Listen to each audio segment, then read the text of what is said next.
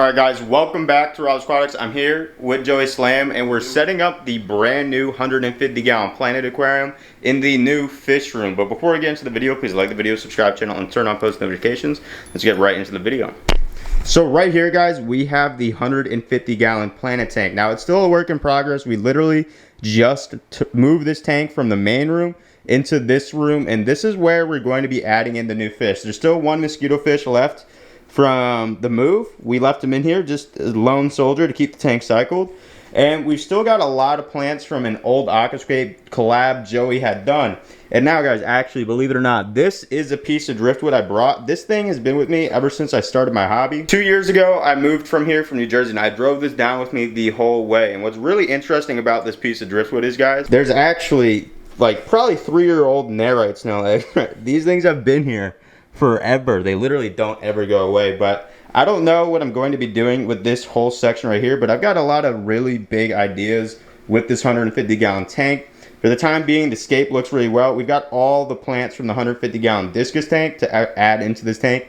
And right down here, we actually have all the fish from the move. So we've got my discus, my whole school of rummy nose, everything from that 150 gallon tank. So we're actually going to start acclimating them with a hose that is in Joey's hand right here. He's going to do his thing, set it up, you know how it goes, throw it in there.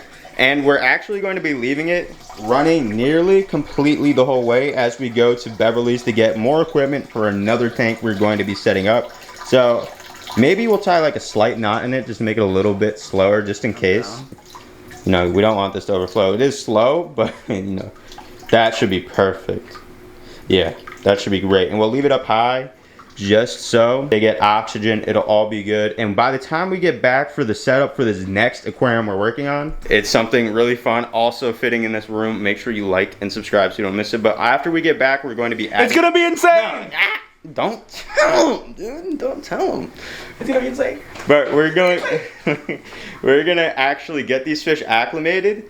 And by the time we get back, they should be ready to be added in the tank, and we'll go do that. But for the time being, we're gonna go to Beverly's and get some stuff. All right guys, and if you remember from a couple days ago, actually, the first video when we were moving all my fish aquariums out into the from the fish room to Joey's spot, we moved my flower horn Dirk into Joey's koi pond. Right there. And if you look at him right here, he's big chilling. He's doing great in this tank. Joey told me he's been eating in the pond. He's doing incredible, getting along with all the fish. There's nothing in here that it could actually prey on him, and vice versa. The only thing is right here. Yeah, the only thing that's kind of suspect is the platinum red tail, who is putting on a lot of size very fast. Can get him, but it can't. It really can't, because he has that big head. Yeah, you know what I'm saying? So it's a lot of fish. It's a lot of fish to try to take down. He's a very thick guy, but you can see that the Phantom is mildly interested. Yeah, but it's all good. The koi are still here. This lot Oscars are there. Hey, you calm down when we're talking and making this video. Now you guys know, Rob, it's gonna get really loud out here.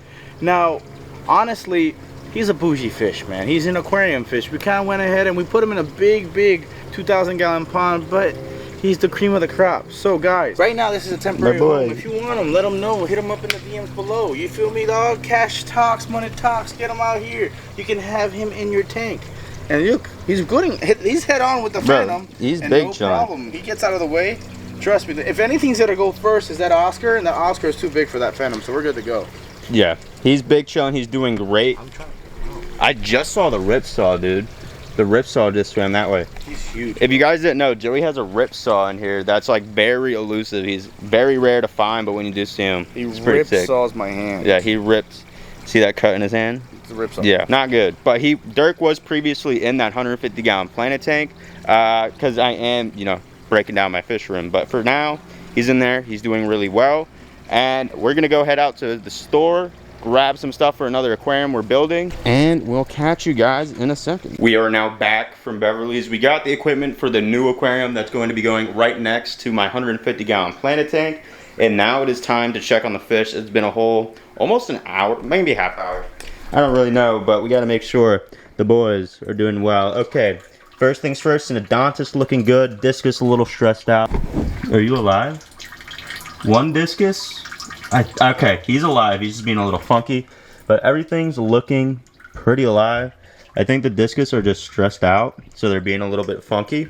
But for the most part, all the fish are looking pretty good. So now I'm gonna pass the camera off to Joey, and we're gonna add them into the new 150-gallon Planet tank. You ready? Yes, sir. All right, brother. Time to get. So I'm getting the discus first, obviously.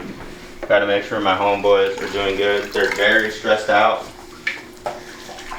Just get them in. Just get them in. Where did the female go? Female? Oh, she went to the back. So there's a lot of flow in here. There are 2 canister filters. They're definitely very stressed out, but I'm hoping they pull through. They've been acclimated for more than enough time. The temperatures are the same. So all variables are going in our favor, but as you can just tell, very stressful move, bumpy ride, long time spent in a cooler. And as soon as we get these fish out of the cooler, guys, I'm turning the lights off because I don't want them to be stressing out more than they have to be. But we got all these rummy nose tetras here, guys. All my corridors, all kinds of fish. I might even bump the heater up a little bit higher after I add them in. But we're gonna get a little bit of stuff everywhere. Yeah, it's looking a little rough. Maybe not enough oxygen, just maybe stress. We'll see. You know, naturally when you move fish, you will have losses. I saw one rummy nose looking kind of funky. We got my favorite catfish, my Synodontis catfish. Big man, big chillin'. We're gonna add him in here as well. That thing was fast. Dude, looks great. Discus hiding in the corner, that's fine. We're gonna just keep grabbing out all this stuff. I'm just gonna grab everything actually. And guys, in the future, I got very big plans. I might end up selling off all of the fish you're seeing in this video and getting some new fish for this tank. Oh wow. For jail, free. Got all these corridors. They're gonna get stuck in the net, which is fine. We'll figure it out.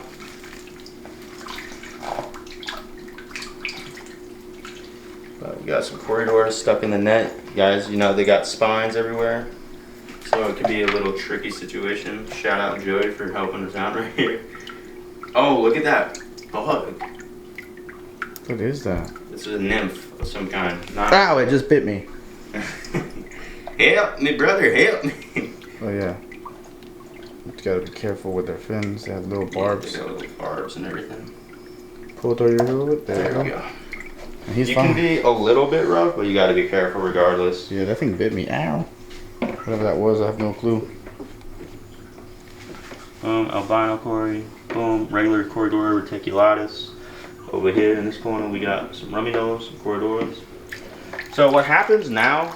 We'll know, you know, we're adding in fish, but what happens after that, I don't know. If everything dies and doesn't do well, we'll get more fish, you know, obviously. If everything does well, we'll be good. I might just still sell them off anyways, because I got a pretty big idea for this tank.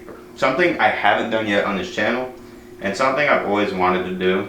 Something with a lot of color. So everything's looking very stressed out. I mean, naturally, big move. The tank had been treated prior, so the water itself is good. 100% water change when we moved it. It's just part of the deal. Moving fish, stress is a pretty big killer, but we only got one more corridor left. 2 more corridors left. Come here. No. Okay, coming back over here for you, pal. Boom, 1 Cory. Oh, he just escaped. Oh my god, that sucks so bad. Come here. Why are you hiding? There we go. Boom, got him. I think there's nothing left in this cooler, right? Nobody? No, thing's moving, so I think you got everybody. Alright, so the last fish adding into the 150-gallon tank. Boom, right there. I'll turn the heater up just to keep it a little bit warmer for them. And that is good, guys. So what we're going to do is we're going to turn the tank lights off to this aquarium for the 150-gallon Planet tank. And I'll check back in with you guys in an hour, let you know if we lost anything like that. And should be good. As long as the discus live, it's a W. If they don't, it is what it is. You can already see we lost 1 rummy nose though, which is not ideal.